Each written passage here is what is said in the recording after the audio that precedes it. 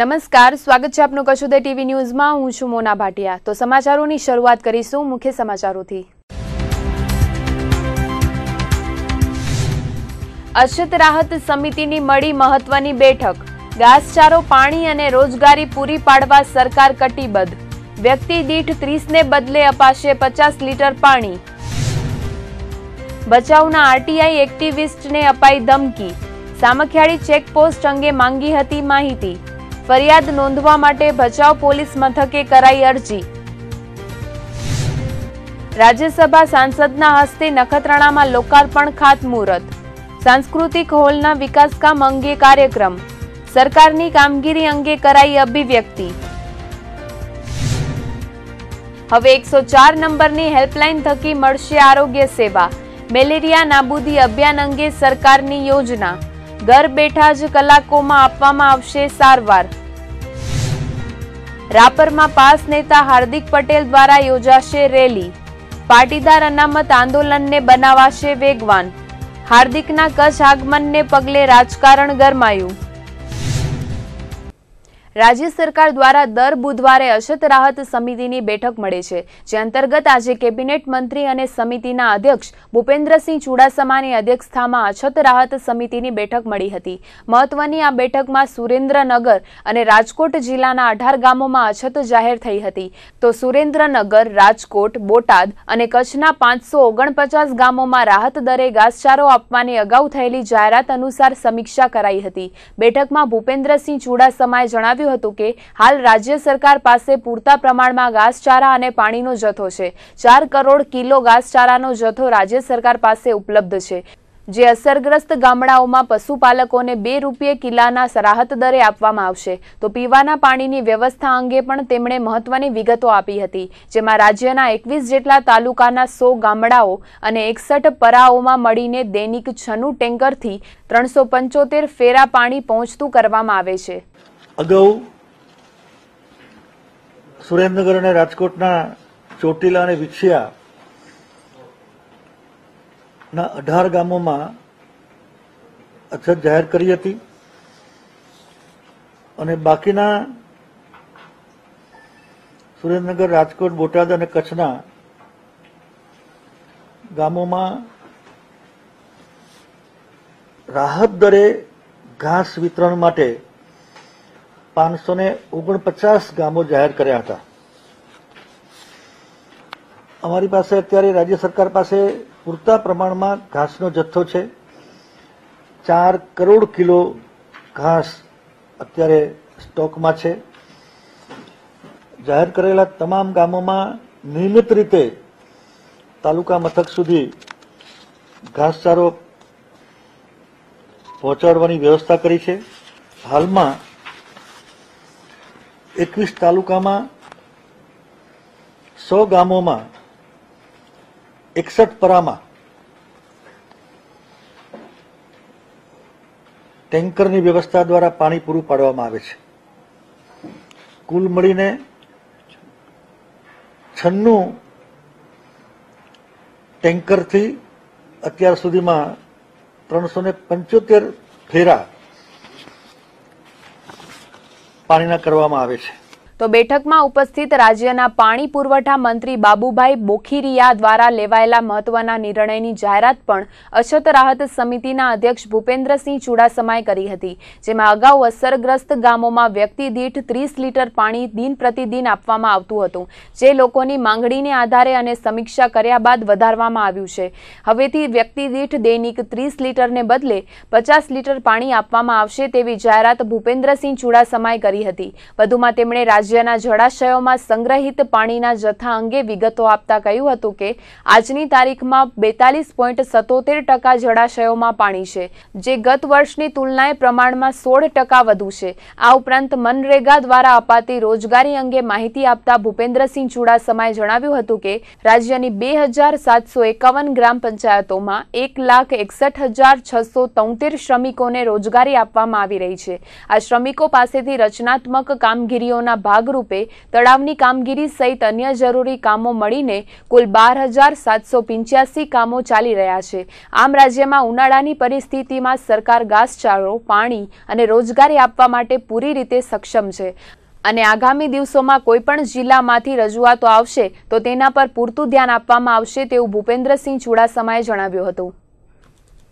આજે મારે એક મહત્વની એ જાહેરાત કરવાની છે કે અછત સમિતિના મારા સાથી સભ્ય અને પાણી પુરવઠા મંત્રી શ્રી માન્ય બાબુભાઈ બોખરિયાએ પોતાના વિભાગમાં એક મહત્વનો નિર્ણય લીધો છે। અછત અને જ્યાં પાણીની જરૂરિયાત છે અને જ્યાં ટેન્કરો જાય છે એ ગામોમાં અત્યાર સુધી વ્યક્તિ દીઠ 30 લીટર વધુમાં વધુ પાણી આપવાની જોગવાઈ અને વ્યવસ્થા હતી, પરંતુ સ્થાનિક માંગણી અને સમીક્ષા કર્યા બાદ વ્યક્તિ દીઠ હવે 50 લીટર પશુ સહિત પાણી આપવાની એક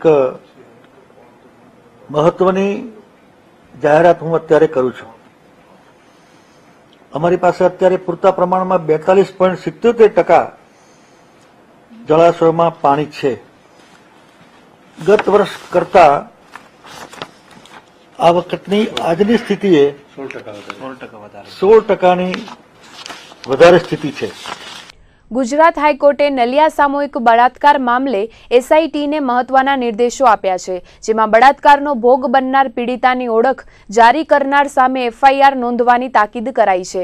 સાથે જ આરોપી વિપુલ ઠક્કર અને ભાભીની શોધ કરીને કેસ ચલાવવા હુકમ કર્યો છે, તો સામૂહિક દુષ્કર્મ કેસમાં પીડિતા દ્વારા કરાયેલી અરજીને ફગાવવામાં આવી છે। કેસમાં સીબીઆઈ દ્વારા તપાસ કરાય તેવી અરજી પીડિતા દ્વારા હાઈકોર્ટમાં કરાઈ હતી, જેમાં કોર્ટે સ્થાનિક પોલીસે કરેલી તપાસ પર સંતોષ વ્યક્ત કરીને પીડિતાની અરજી ખારીજ કરી હતી। હાઈકોર્ટે જણાવ્યું હતું કે પોલીસ દ્વારા આઈપીસીની કલમ 228 મુજબ બળાત્કારનો ભોગ બનનાર પીડિતાની ઓળખ જારી કરનાર સામે એફઆઈઆર દર્જ કરવામાં આવે। ન્યાયમૂર્તિ જેબી પાદરીવાલાએ નલિયા કાંડના કેસમાં સીબીઆઈ કે સીઆઈડી ક્રાઇમને તપાસ સોંપવાની પીડિતાની માંગને અસ્વીકાર કર્યો હતો। સાથે જ એસઆઈટીને નિર્દેશ કર્યો હતો કે વિપુલ ઠક્કર અને ભાભીને શોધી કાઢીને ભુજના લોહાણા ભવનમાં ચાલતા સેક્સ રેકર્ડ અંગે તપાસ કરવામાં આવે। આ ઉપરાંત પીડિતાને કોઈપણ પ્રકારની નુકસાની ન પહોંચે તેની તકેદારી રાખવાનું પણ હાઈકોર્ટે ટાંક્યું હતું। નલિયા કાંડના કેસમાં જે રીતે તપાસ કરવામાં આવી રહી છે તેમાં અદાલતે કહ્યું હતું કે તપાસમાં કોઈ કમી જણાતી નથી, પરંતુ જે બે લોકો હજુ પણ પોલીસ પકડથી દૂર છે તેને પકડવામાં આવે। સાથે જ પોલીસને એવી પણ ચેતવણી અપાઈ હતી કે આ કેસની તપાસમાં કોઈ પણ પ્રકારની ચૂક રહેશે તો તેની સખ્તાઈથી જોવામાં આવશે। હાઈકોર્ટે એવું પણ ઉમેર્યું હતું કે સ્વતંત્ર અને નિષ્પક્ષ તપાસ તેમજ પરીક્ષણ દરેક નાગરિકનો અધિકાર છે અને ન્યાયની ભૂમિકા સમાનતાના મૂળ અધિકારનો અભિન્ન અંગ છે।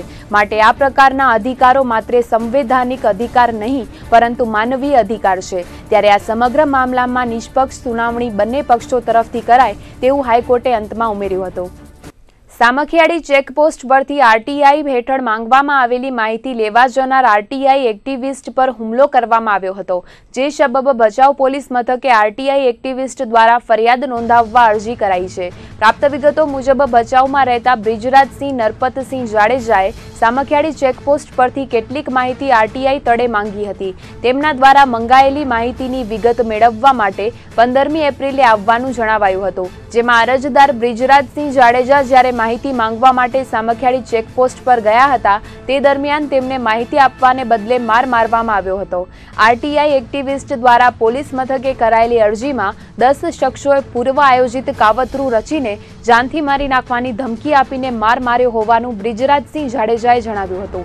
અરજીમાં જણાવ્યા પ્રમાણે ભૂપેન્દ્રસિંહ ઉર્ફે ભૂપતસિંહ જાડેજાએ પોતાના કબજાની રિવોલ્વર છાતી ઉપર રાખીને ધમકી આપી હતી અને ઉશ્કેરાઈ જઈને તેમણે ફરિયાદીનું શર્ટ પકડીને રિવોલ્વર મારફતે હવામાં ફાયરિંગ કર્યું હતું। ત્યારે આ સંદર્ભે ભચાઉ પોલીસ મથકે ફરિયાદ આપતી કરાયેલી અરજી મુદ્દે પોલીસ તપાસ ચલાવી રહી છે।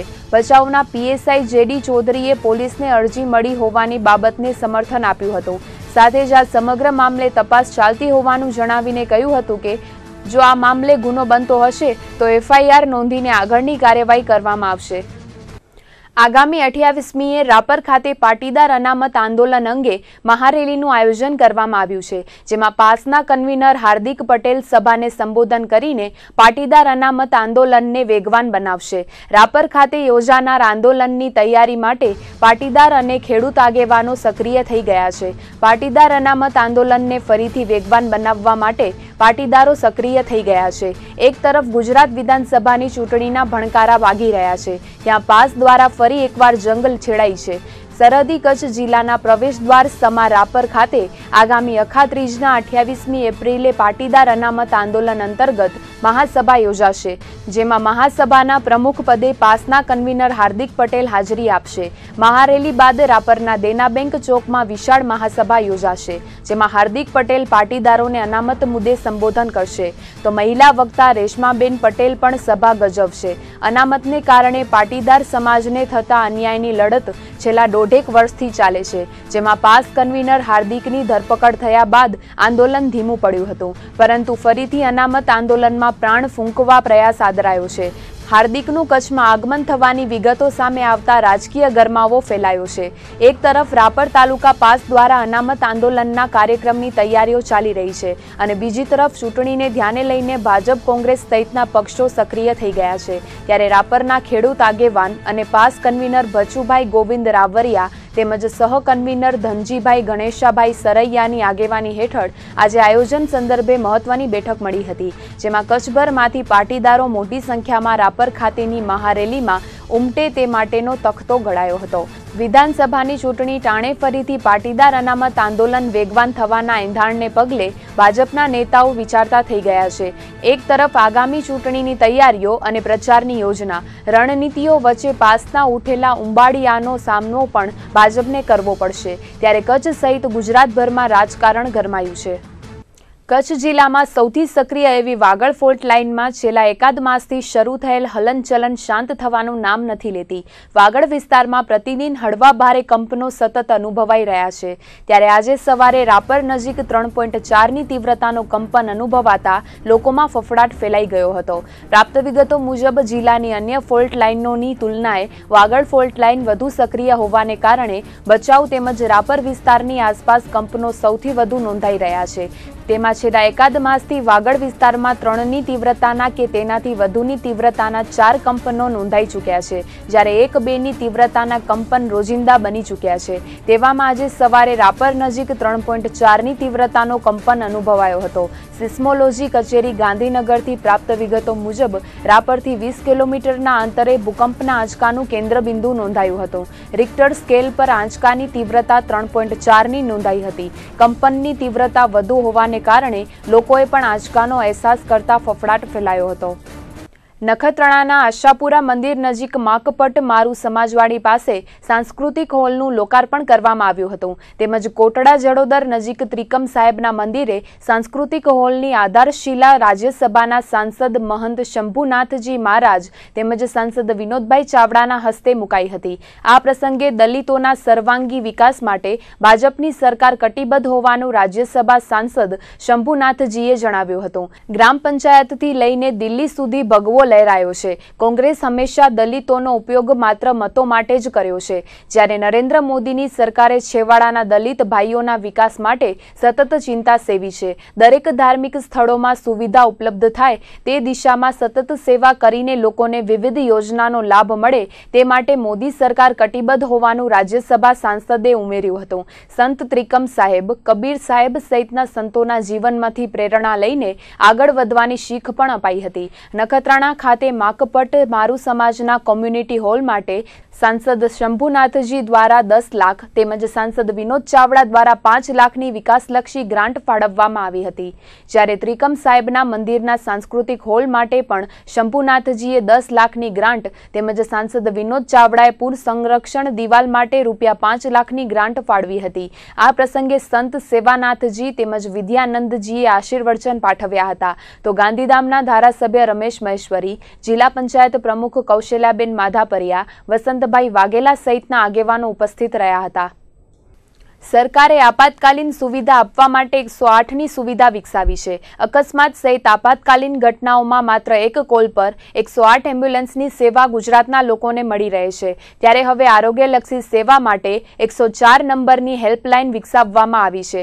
આ હેલ્પલાઇન અંગે વધુ વિગતે વાત કરતા જિલ્લાના મુખ્ય આરોગ્ય ડોક્ટર પીપી પાંડેએ જણાવ્યું હતું કે 108ની જેમ જ 104 નંબરની સેવા રાજ્ય સરકાર દ્વારા વિકસાવવામાં આવી છે। મેલેરિયા નાબૂદી અભિયાન અંતર્ગત 5 વર્ષ માટે આ સુવિધા અમલી બનાવાઈ છે, જેમાં તાવ, શરદી, ઉધરસ, ઝાડા ઉલટી જેવી બીમારીઓમાં લોકો 104 નંબર પર ફોન કરીને પોતાની કમ્પ્લેન નોંધાવી શકશે।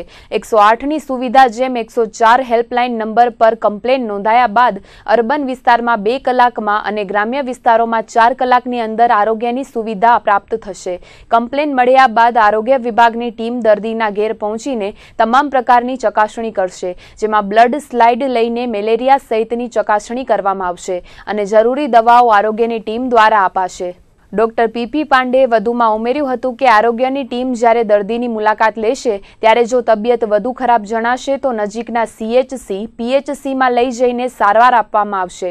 આ અભિયાન મેલેરિયાની નાબૂદી માટે શરૂ કરાયું છે, ત્યારે સ્થાનિકે કરાયેલી કામગીરીનો રિપોર્ટ રાજ્ય કક્ષા સુધી મોકલવામાં આવશે। 104ની આ સુવિધા અંગે સ્થાનિકે આરોગ્ય વિભાગના કર્મચારીઓને પૂરતી તાલીમ પણ આપવામાં આવી છે। હેલ્પલાઇન પર કરાયેલો કોલ પ્રથમ રાજ્ય કંટ્રોલ રૂમમાં રિસીવ થશે અને ત્યારબાદ જિલ્લા કંટ્રોલ રૂમને જાણ કરીને જે તે વિસ્તારમાં આરોગ્ય ખાતાના અધિકારી કર્મચારીઓને જાણ કરવામાં આવશે। ત્યારે આ આખી ચેનલ અંગે વિસ્તૃત જાણકારી આરોગ્ય ખાતાના કર્મચારીઓને અપાઈ હતી। આપણા ગુજરાતમાંથી મલેરિયાના જો કેસો છે એ સદંતર ઉન્મૂલન કરવા માટે ગુજરાત સરકાર આરોગ્ય વિભાગ તરફથી યોજના ઘડવામાં આવી છે। જે પ્રમાણે 108ની સેવાઓ આપણને મળી રહી છે તે જ પ્રમાણે 104 હેલ્પલાઇન ઉપર સરકારને એવું આયોજન કરવામાં આવે છે કે જે શહેરી વિસ્તારમાં 2 કલાકની અંદર તાવના કેસોને સારવાર મળી રહે અને ગામડાના વિસ્તારમાં 4 કલાકની અંદર સારવાર મળી રહે તે માટેની વ્યવસ્થા કરવામાં આવી છે। એ વ્યવસ્થાના અંદર શું છે, જેવી રીતે 108ને આપણે ટેલિફોન કરીને બોલાવીએ છીએ તે જ રીતે 104 નંબરની હેલ્પલાઇન પર ટેલિફોન કરવાથી કેન્દ્રમાંથી ગાંધીનગર ખાતેથી એને મોનિટરિંગ કરવામાં આવશે અને જે તે વિસ્તારના જ્યાં તાવના કેસ હોય એ તાવના કેસના 104 પર ફોન કરવાથી જે વિસ્તારમાં હોય, દાખલા તરીકે ભુજ શહેરમાં કોઈ કેસ હોય તો ભુજ શહેરના જો આરોગ્યના કર્મચારી છે એમને જાણ કરવામાં આવશે ને એ 2 કલાકની અંદર એમને ગૃહ મુલાકાત લેશે અને સ્લાઇડ અને સારવારની જો કામગીરી કરવામાં આવશે। જો કેસ વધારે સિરિયસ હશે તો એને જે તજજ્ઞ છે એમના પાસેની સારવાર ઉપલબ્ધ કરવામાં આવશે। એ જ પ્રમાણે જ્યારે ગામડાઓના કક્ષામાં તાવના કેસોને 4 કલાકની અંદરની સેવા આપવામાં આવશે। જો એમ લાગશે કે આ દર્દી ખરેખર એની લોહીની સારવાર સ્લાઇડ લેવાની જરૂર છે અને જો સ્લાઇડ લેવાના સાથે સાથે જો તાત્કાલિક એને ડાયગ્નોસ્ટિક કરવાની હોય તો રેપિડ ડાયગ્નોસ્ટિક કિટ પણ એને આપવામાં આવશે સારવાર। આ છેલ્લા 4 મહિનાના આપણે જો આંકડા કચ્છમાં જોઈએ તો કચ્છ જિલ્લાના બ્લડ સ્મિયર લેવાનું લક્ષ્યાંક માસિક 34,000 છે। તે સામે અત્યારે 4.5 મહિના જેટલા ખતમ થયેલા છે। 3 મહિનાના 17 દિવસ, તેમાં કરીબ 1,60,000 એટલે 140% કરતાં વધારે સ્લાઇડ લેવામાં આવી છે અને જે પોઝિટિવ કેસ છે એ પોઝિટિવ કેસ આભારે 63 પોઝિટિવ કેસ નીકળેલા છે અને એમાં 6 કેસ જો है PF એટલે ઝેરી મલેરિયા છે, જ્યારે કુલ કેસોની સંખ્યા 63 છે। ગત વર્ષની સરખામણીમાં મલેરિયા જો ગત વર્ષ 94 કેસ હતા એપ્રિલ મહિના અંત સુધી અને અત્યારે આપણા પાસે 63 કેસ છે। મલેરિયાના ટોટલ કેસોની સંખ્યામાં નિશ્ચિત રૂપથી ઘટાડા થયા છે। અમુક ગામડાઓ પણ એવા છે જ્યાં કેસોની સંખ્યા વધારે નીકળે છે। જ્યાં ગામડાઓમાં કેસોની સંખ્યા વધારે નીકળે છે ત્યાં પણ ખાસ સરકારને ફોકસ કરવાનું છે। બીજી આ યોજનાનો એક ખાસ એ લાભ છે કે સરકાર જ્યારે ઉન્મૂલન કરવા માંગે છે ત્યારે સર્વેલન્સની કામગીરી એટલે દરેક ગામડાઓમાંથી દરેક વાર્ડમાંથી સ્લાઇડ પૂરતા પ્રમાણમાં આવે, એમનું નિદાન કરવામાં આવે અને જો મલેરિયાની સારવાર જે સ્ટેન્ડર્ડ પ્રોટોકોલ છે એટલે મોડર્ન ડ્રગ પોલિસી પ્રમાણે સારવાર આપવામાં આવે। ખાનગી દવાખાનાઓને પણ એમને આવરી લેવાના છે। ખાનગી દવાખાનાઓને બી ન્યૂ ડ્રગ પોલિસી હિસાબથી તાલીમ આપવાના છે। IMAના ડૉક્ટરને પણ આપવાના છે। ખાસ કરીને એમાં એ ધ્યાન રાખવાના છે કે જો ખાનગી લેબોરેટરી છે એમના પણ આંકડા સરકાર પાસે હોતા નથી, તો ખાનગી લેબોરેટરી પાસેથી મલેરિયાના કેટલા કેસ છે એ પણ રાખવાનો રહેશે અને મલેરિયાના કેસોમાં ઘટાડા થાય એ માટે સ્પ્રેઇંગની કામગીરી પણ ખાસ એમાં હાથ ધરવામાં આવશે અને જે વિસ્તાર ભયગ્રસ્ત વિસ્તાર છે તો જ્યાં ભૂતકાળમાં મલેરિયાના કેસ વધારે નીકળ્યા છે ત્યાં વધારે ધ્યાન મૂકવું છે।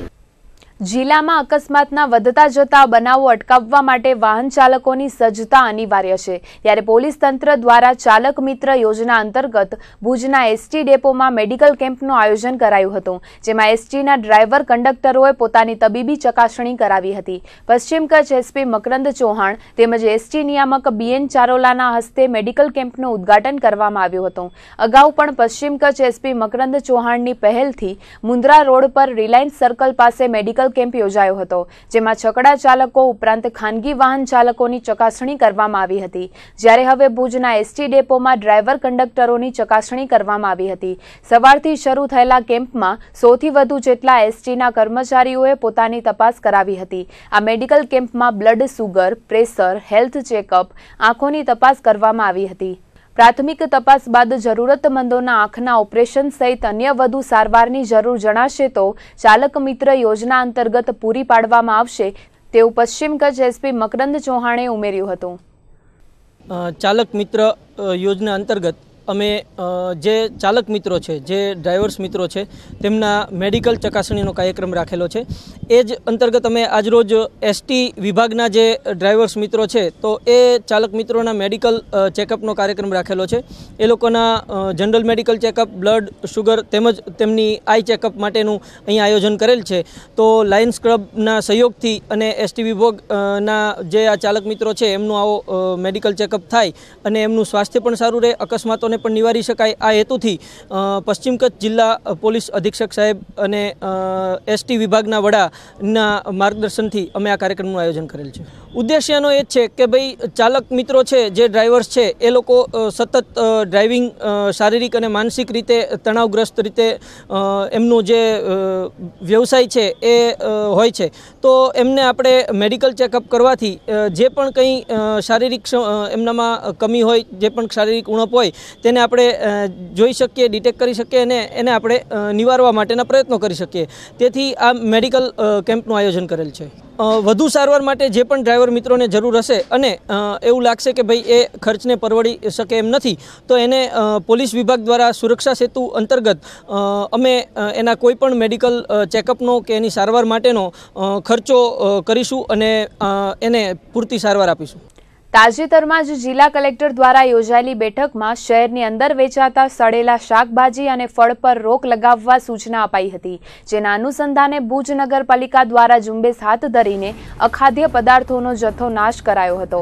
ત્યારે ભુજ નગરપાલિકા દ્વારા આજે શહેરના hospital road, Vijaynagar, Mundra relocation site, Bhanushali Nagar સહિતના વિસ્તારોમાં ચેકિંગ કરવામાં આવ્યું હતું. કાળઝાળ ગરમીને કારણે છેલ્લા 4 દિવસથી ભુજ નગરપાલિકા દ્વારા શાકભાજી અને ફ્રૂટના વેપારીઓ પર ધોંસ બોલાવવામાં આવી રહી છે, જેમાં આજે હાથ ધરાયેલી ચેકિંગમાં 60 કિલોગ્રામ જેટલો ફળ, ફ્રૂટ અને શાકભાજીનો જથ્થો નાશ કરવામાં આવ્યો હતો. ભુજ સુધરાઈમાં મુખ્ય અધિકારી Govindbhai Chandpa, chairman Shailendrasinh Jadeja, sanitation chairman Dhiren ઠક્કરના માર્ગદર્શન હેઠળ સેનિટેશન શાખા દ્વારા આ કામગીરી કરવામાં આવી હતી. સુધરાઈ દ્વારા થતી કામગીરીમાં વિપક્ષ દ્વારા એવા પણ કટાક્ષ કરાયા હતા કે સુધરાઈમાં ફૂડ ઇન્સ્પેક્ટરની જગ્યા વર્ષોથી ખાલી પડી છે, છતાં પણ નગરપાલિકા દ્વારા ચેકિંગ કરવામાં આવે છે, ત્યારે ફૂડ ઇન્સ્પેક્ટરની જગ્યા ભરાય અને યોગ્ય રીતે કામગીરી થાય તેવી માંગ વિપક્ષ દ્વારા કરાઈ હતી. તાજેતરમાં જ 15મીના જિલ્લા કલેક્ટર સાહેબની કચેરીમાં જે મિટિંગ મળી હતી તેમાં નક્કી થયા મુજબ ભુજની અંદર જ રોગચાળો ફાટી ન નીકળે એના માટે ભુજમાં સ્વચ્છતા જાળવવા માટે તેમજ શાકભાજીના જે સડેલા હોય એના નાશ કરવા માટેની સૂચના મળતા નગરપાલિકા તરફથી છેલ્લા 3 દિવસથી આ ઝુંબેશ ચાલુ છે. અને આજે સવારે પણ ભુજ શહેરના અલગ અલગ વિસ્તારોમાંથી સડેલા શાકભાજી જે છે એના જપ્ત કરી અને તેનો નાશ કરવામાં આવ્યો હતો. આજે દિવસ દરમિયાન સવારના ભાગમાં આશરે 60 કિલો જેટલો સડેલો શાકભાજીનો જથ્થો નગરપાલિકાના ઉપક્રમે નાશ કર્યો છે. આગામી દિવસમાં અમારી આ ઝુંબેશ ચાલુ રહેશે. માત્ર સડેલા શાકભાજી નહીં પણ જે કોઈ ખાદ્ય પદાર્થો છે ખુલ્લા ન રાખે એના માટે ચેતવણી આપશું અમે. ઉપરાંત ગોલાવાળા છે, બરફના ગોલાવાળા છે, શેરડીના સંચાવાળા છે, અન્ય ખાદ્ય પદાર્થ ચેકિંગ પણ કરવામાં આવશે. આ કામગીરી એમાં ચાલુ રહેશે. કાળઝાળ ઉનાળામાં પાણીની વિકટ સમસ્યા વચ્ચે શહેરના અનેક વિસ્તારોમાં ગટર મિશ્રિત પાણી આવતા વિપક્ષે ઉગ્ર રજૂઆત કરી હતી. ગટરવાળું પાણી વિપક્ષે બોટલમાં ભરીને ભુજના ચીફ ઓફિસરને પીરસવામાં આવ્યું હતું. કચ્છમાં ગરમીનો પારો ઉચકાયેલો છે અને પાણીની ગંભીર સમસ્યાઓ વકરી છે. તેવામાં દાદુપીર રોડ, પીપાવા ચોક, મુસ્કાનનગર તેમજ વોર્ડ નંબર 1 થી 3ના વિવિધ વિસ્તારમાં ગટર મિશ્રિત પાણી આવવાને કારણે વિપક્ષ આકરા પાણીએ જોવા મળ્યો હતો. પાણીની સમસ્યાને કારણે વિપક્ષી નેતા રાજેન્દ્રસિંહ જાડેજા સહિતના નગરસેવકોએ દૂષિત પાણીની બોટલ ભરીને ચીફ ઓફિસરને પીરસી હતી. ત્યારે ચીફ ઓફિસરે જવાબદાર અધિકારી કર્મચારીઓને દોડાવીને રિપોર્ટ કરવા આદેશ કર્યો હતો. એક તરફ શહેરમાં પાણીની કટોકટી છે અને પાણી આવે છે તે પણ દૂષિત પાણી આવતા શહેરીજનોને હાલાકીનો સામનો કરવો પડે છે. ત્યારે આજની રજૂઆતમાં વિપક્ષી નેતા ઉપરાંત નગરસેવકો કાસમ સમા, ફકીર મહમદ કુંભાર અને સ્થાનિકો જોડાયા હતા. છેલ્લા 15 દિવસથી જે ગટરની સમસ્યા શહેર આખાને બાનમાં લીધેલી છે એ બાબતની રજૂઆતો 15 દિવસથી નગરપાલિકામાં કરવામાં આવતી હતી. સીઓશ્રીને પણ આ બાબતે વાકેફ કરેલા હતા.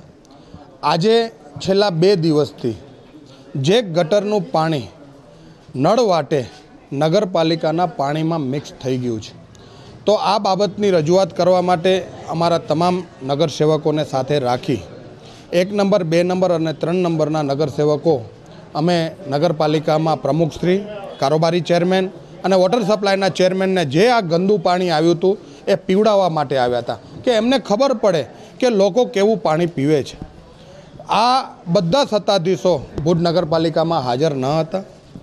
સીઓશ્રીને અમે જઈને રજૂઆત કરી. એમને એક ટ્રેની અંદર 3 ગ્લાસ અને 2 બોટલમાં પાણી લઈને ગયા, એમને વાકેફ કર્યા અને એમને કીધું હતું કે સાહેબ આ પાણી તમે ટેસ્ટ કરી જુઓ કે ગટરનું પાણી કેટલું આ વિસ્તારના લોકો પી રહ્યા છે. આની અંદર આવો કાળઝાળ ઉનાળો છે ત્યારે જો કોઈ રોગચાળો ફાટી નીકળશે તો આ રોગચાળો ફાટી નીકળશે તો આનામાં કાંઈ પણ કોઈ અકસ્માત થશે તો આના જવાબદાર કોણ? આના તમામ જવાબદારી નગરપાલિકાની રહેશે. અમે એમને વિનંતી કરી છે કે આ યુદ્ધના ધોરણે આ જે સમસ્યા થઈ છે, જે ગટર મિક્સ પાણી આવવાનું શરૂ થઈ ગયું છે આ બધા વિસ્તારોમાં 1 નંબર, 2 નંબર અને 3 નંબર, 70,000ની વસ્તી છે અને જ્યારે 70,000ની વસ્તી આવું પાણી ગટરનું આવતું હોય તો આને તાત્કાલિક રોકવું જોઈએ. કલેક્ટર કચેરી ભુજ ખાતે મહેસૂલી વિભાગને લગતી વિવિધ કામગીરીઓ અંગે આજે મહેસૂલી કર્મચારીઓની મહત્વની બેઠક મળી હતી, જેમાં આગામી વિધાનસભા ચૂંટણીના આયોજન અંગે પણ ચર્ચા વિચારણા કરવામાં આવી હતી. કલેક્ટર કચેરીના કોન્ફરન્સ હોલમાં જિલ્લા સમાહર્તા મુકુલ ગાંધીના અધ્યક્ષસ્થાને મળેલી આરોની બેઠકમાં તુમાર કામગીરી, સરકારી લેણા, વાડા નિયમિત કરવા, ગામતળ સીમતળ તળાવ, નવી જૂની શરત સહિતની મહેસૂલી મુદ્દે ચર્ચા કરવામાં આવી હતી. તો આગામી વિધાનસભા ચૂંટણીની કામગીરી અંગે પણ ચર્ચા કરાઈ હતી. આ પ્રસંગે અધિક કલેક્ટર ડી.આર. પટેલ, જિલ્લા પુરવઠા અધિકારી ઇન્દ્રજીતસિંહ વાડા, ભુજ પ્રાંત અધિકારી ડી.સી. જોશી, મધ્યાહન ભોજન નાયબ કલેક્ટર કે.સી. ચૌધરી, ચૂંટણી અધિકારી એમ.પી. જાલંધરા સહિતના અધિકારીઓ કર્મચારીઓ ઉપસ્થિત રહ્યા હતા. આજે ઇન્ટરનેશનલ સ્પેસ સ્ટેશન અને હબલ સ્પેસ સ્ટેશનનો નજારો અવકાશમાં જોવા મળ્યો હતો. ખગોળ પ્રેમીઓ માટે અવકાશી ઘટના અદ્ભુત રહી હતી. ગત 17મી એપ્રિલે પણ ઇન્ટરનેશનલ સ્પેસ સ્ટેશન અવકાશમાં જોવા મળ્યું હતું, પણ લોકો પાસે પૂરતી માહિતી ન હોવાના કારણે અનેક ખગોળ પ્રેમીઓ આ દુર્લભ નજારો જોઈ શક્યા ન હતા. ત્યારે આજે ફરીથી આ ખગોળીય ઘટનાના દર્શન અવકાશમાં થયા હતા, પરંતુ આજે 2 સ્પેસ નજારો ખગોળ પ્રેમીઓને નિહાળવા મળ્યો હતો.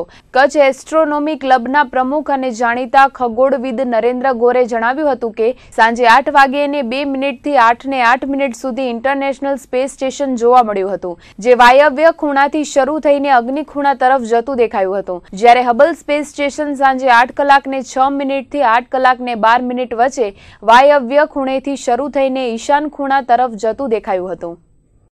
કચ્છ જિલ્લા પંચાયત સેવા પસંદગી મંડળ દ્વારા તાજેતરમાં જ લેવાયેલ વિવિધ સંવર્ગની પરીક્ષામાં ઉત્તીર્ણ થનાર ઉમેદવારોની ભરતી પ્રક્રિયા હાથ ધરાઈ છે, જેમાં આજે તલાટી કમ મંત્રી તેમજ ગ્રામ સેવકની પરીક્ષામાં પાસ થનાર ઉમેદવારો માટે સ્થળ પસંદગી પ્રક્રિયા હાથ ધરાઈ હતી. જિલ્લા પંચાયત ખાતે જ તલાટી કમ મંત્રી તેમજ ગ્રામ સેવકોને મેરિટને આધારે ખાલી જગ્યાઓ પર પસંદગી આપવામાં આવી હતી. તાજેતરમાં જ કચ્છ જિલ્લા પંચાયત દ્વારા લેવાયેલ ભરતી પરીક્ષામાં અગાઉ જુનિયર ક્લાર્કને ઓર્ડરો આપવામાં આવ્યા હતા। ત્યારે આજે તલાટી કમ મંત્રી તેમજ ગ્રામ સેવકો માટે સ્થળ પસંદગી કેમ્પ યોજાયો હતો।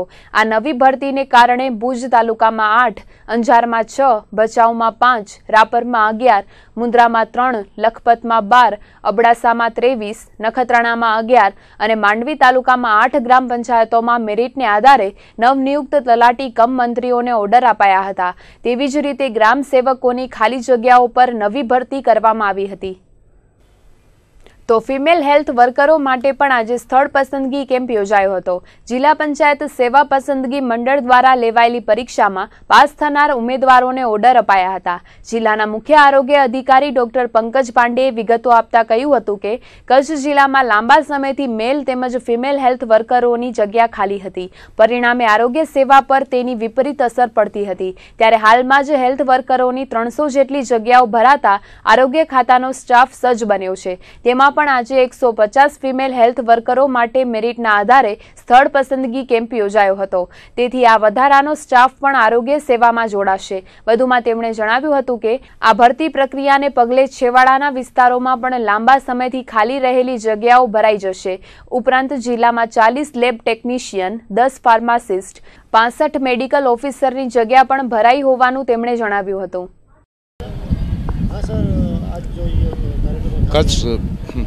કચ્છ જિલ્લાના મુખ્ય જિલ્લા આરોગ્ય અધિકારી તરીકે ડૉક્ટર પંકજ કુમાર પાંડે મને જણાવતા આનંદ થાય છે કે કચ્છ જિલ્લામાં ઘણા સમયથી આરોગ્ય શાખામાં ઘણી જગ્યાઓ ખાલી હતી। મલ્ટીપર્પઝ હેલ્થ વર્કર મેલ અને મલ્ટીપર્પઝ હેલ્થ વર્કર ફિમેલ, તે માટે જો આરોગ્યની સેવાઓ થોડી નબળી પડતી હતી, પણ સરકાર દ્વારા પોઝિટિવ અભિગમ લઈને તમામ જગ્યાઓ ભરવા માટે ભારે જહેમત ઉઠાવી છે। તે માટે જિલ્લા વિકાસ અધિકારીના શ્રી CJ પટેલ સાહેબના નેતૃત્વ હેઠળ 300 કરતાં વધારે જગ્યાઓ ભરવામાં આવી છે, જેમાં 150 કરતાં વધારે ફિમેલ હેલ્થ વર્કર 5000ના વસ્તી પર એક હોય છે તે ભરવામાં આજે પ્રક્રિયા ચાલુ છે। અને આવનાર દિવસોમાં કચ્છ જિલ્લામાં આરોગ્યની સેવા વધારે સુદૃઢ બનશે અને બાલ મરણ અને માતા મૃત્યુ દરમાં ઘટાડો થશે તેવી હું આશા રાખું છું અને બાળકોના રસીકરણની કામગીરી ઘણી સારી થશે।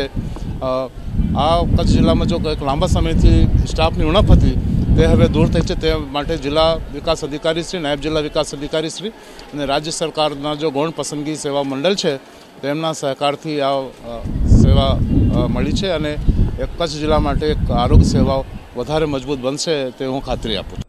તો આ હતા આજના કચ્છ ઉદય ટીવી ન્યૂઝ। ફરીથી મળીશું આવતીકાલે। ત્યાર સુધી અમને રજા આપશો। નમસ્કાર।